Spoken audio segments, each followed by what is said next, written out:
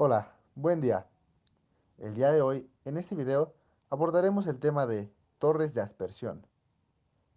Hablaremos acerca de sus fundamentos de operación, datos típicos de operación, sus ventajas y desventajas, eficiencia, los procesos en los que se utiliza y sus variables de funcionamiento. Este video fue realizado por Bonilla Bonilla Vanessa, Cabello Vega Ángel, Hernández Pérez Pablo Emilio, Palacios Cabañas Arturo y Valdés Méndez Fernanda. Comencemos. ¿Qué son las torres de aspersión? Las torres de aspersión son tecnología de control de contaminación y forman parte del grupo de control de la contaminación del aire, que se refiere colectivamente como depuradores húmedos. En otras palabras, son dispositivos utilizados para el acondicionamiento del gas o de partículas de primera etapa o la eliminación de gases. Fundamentos de operación.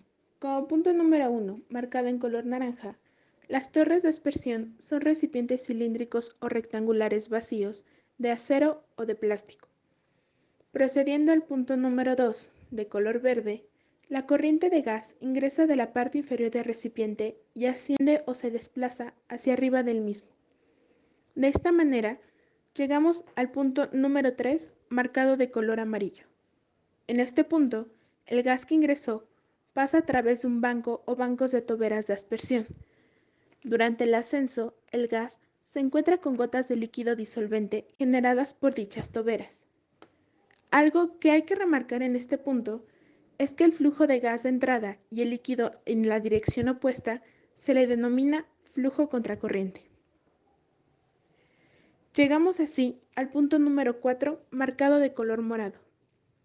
En este punto, las gotas del disolvente arrastran las partículas contenidas en el gas y disuelven algunos de sus componentes gaseosos. Finalmente, llegamos al punto número 5, marcado de color rosa, donde el líquido disolvente, junto con los componentes gaseosos, se depositan en un contenedor para proceder a su tratamiento, mientras que el gas libre de componentes sale por la parte superior de la torre. Un punto importante es que a lo largo de la torre se colocan muchas toberas a diferentes alturas, como se puede observar en la imagen. Esto para maximizar el número de gotas que impactan las partículas contaminantes y proporcionar una gran área superficial para la absorción del gas. Ahora que sabemos qué es una torre de aspersión y cómo funciona, procederemos a hablar acerca de los datos típicos de operación. Tamaño de partículas. Este tipo de dispositivos se basan en la captación de partículas por impacto. Por lo tanto, tienen una alta eficiencia para la colección de partículas gruesas. La eficiencia de colección para partículas mayores a 5 micrómetros es del 90%, por lo que lo ideal es utilizar este artefacto para captar partículas con tamaño de 5 micrómetros o más. Posteriormente, en la presentación, profundizaremos más acerca de la eficiencia de este tipo de dispositivos. Caudal. Estos dispositivos se construyen en varios tamaños. Pequeños para manejar flujos de gas de 0.05 metros cúbicos por segundo o menos, y grandes para manejar grandes flujos de escape de 50 metros cúbicos por segundo o mayor.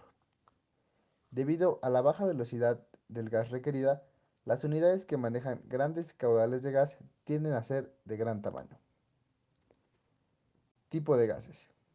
El tipo de gases con los que este dispositivo trabaja tiene que ver directamente con el líquido que se utiliza para captar las partículas y contaminantes.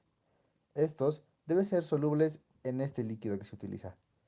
En el caso del agua, una molécula polar, algunos de los gases que puede captar son el dióxido de azufre, el sulfuro de hidrógeno y el dióxido de nitrógeno. Temperatura. La temperatura a la que estos dispositivos trabajan también tiene que ver con el líquido que se utiliza para captar contaminantes y partículas. Esta debe ser menor al punto de ebullición de este líquido para que la captación siga ocurriendo. En algunas ocasiones se deberá disponer de un equipo de acondicionamiento del gas de entrada para disminuir la temperatura. Pasando a las ventajas, una de las ventajas que encontramos es la caída de presión baja. Esta caída es la cantidad de presión que se pierde a medida que el gas pasa a través de un instrumento en la línea de gas. Esta pérdida de presión se debe a la resistencia de fricción de los componentes que toca el gas. Para que funcione cualquier proceso que implique gas, la presión disponible del sistema debe de ser mayor que la caída de presión total de los componentes en el sistema, por lo cual nos resulta pues una ventaja que en este proceso donde se implican torres de aspersión, la caída de presión pues sea baja. Pasando a la segunda ventaja es el poder manejar polvos inflamables y explosivos con poco riesgo, pues bueno, ya que se suelen trabajar con ácidos como el crómico, sulfídrico, con amoníaco, cloruros, fluoruros, que pues presentan características de volatilidad y pues que son inflamables, ¿no? Entonces, estas torres de aspersión pues nos brindan un, una protección y disminuyen el riesgo al manejar estas sustancias. Otra ventaja que nos encontramos es la construcción de plástico reforzado con fibra de vidrio, que es el PRF, que nos permite su operación en procesos altamente corrosivos. Y bueno, pues nos hace ahorrar dinero en estar cambiando piezas o que ya se nos oxidó la torre o tal columna. Entonces, bueno, resulta una ventaja que esté construido con este tipo de plástico reforzado para la operación, ¿no? En este tipo de procesos que son altamente corrosivos. Su costo de capital es relativamente bajo y también es libre de problemas de obstrucción. No ocupa grandes espacios ya que en la actualidad las industrias es lo que buscan, que no ocupen tanto espacio dentro de las fábricas o donde se va a hacer estas operaciones, ¿no? Estos procesos. También tiene la capacidad de recolectar tanto como MP, que es la materia particulada, como gases. Pasando a las desventajas, bueno, una puede ser que se pueden crear problemas de desecho de agua o líquido y el producto residual, bueno, se recolecta en húmedo, por lo cual, bueno, si lo queremos totalmente seco, pues tenemos que pasar a retirar toda la humedad o toda la cantidad de líquido que este tiene, entonces tiene que pasar por otro proceso. Entonces, bueno, en operación resultaría más costoso y bueno, tendremos que pasar por otros procesos que también generarían más dinero. Otro, bueno, es que es ineficiente para la transferencia de masa, por lo cual entonces no en algunas partículas o muy finas, pues sí tendríamos problemas para transferir esa masa. Por lo cual, bueno, esto nos lleva a otra desventaja que es la ineficiencia para remover MP fina, que es la materia particulada, pero en este caso es fina. Bueno, porque son requeridas altas porciones de líquido a gas. Pasando a otra desventaja es que se usa la construcción, como se usa la construcción del PRF, que es el plástico reforzado con fibra de vidrio, es sensible a temperaturas, por lo cual se debe mantener una temperatura adecuada durante todo el proceso, por lo cual pues es más costos en operación, ya que se tiene que estar vigilando todo el tiempo la temperatura en estas torres de aspersión. Y bueno, si bien tiene un costo relativamente bajo en capital, pues al ver todos estos procesos por el desecho o por el reforzamiento que tienen estas torres, pues resulta un costo muy grande o muy alto en operación. Bueno, eso es con respecto a las desventajas. La eficiencia de las torres de aspersión típicas pueden ser tan altas como un 90% para aquellas partículas que miden más de 5 micrómetros. La eficiencia de remoción para aquellas partículas que miden de 3 a 5 micrómetros de diámetro varían entre un 60 y un 80%. Por debajo de 3 micrómetros, las eficiencias de remoción suelen ser menores. La eficiencia es de aproximadamente el 50% o menos. Es decir, que a mayor diámetro, mayor sería la eficiencia de remoción de las partículas dentro de las torres de aspersión.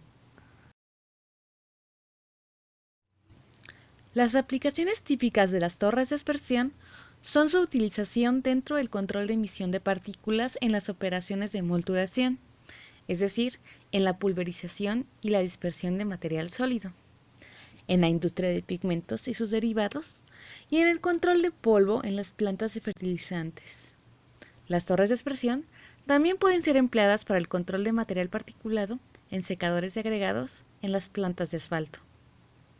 En algunos casos, suelen ser utilizadas en unidades generadoras de electricidad, que suelen quemar carbón con un contenido bajo o medio en azufre, calderas industriales e incineradores de residuos sólidos municipales, que requieren una eficiencia de control del dióxido de carbono del 80%. Habiendo conocido ciertas ventajas, desventajas, eficiencia y fundamentos de operación, podemos nombrar ahora las variables de funcionamiento de las torres de aspersión.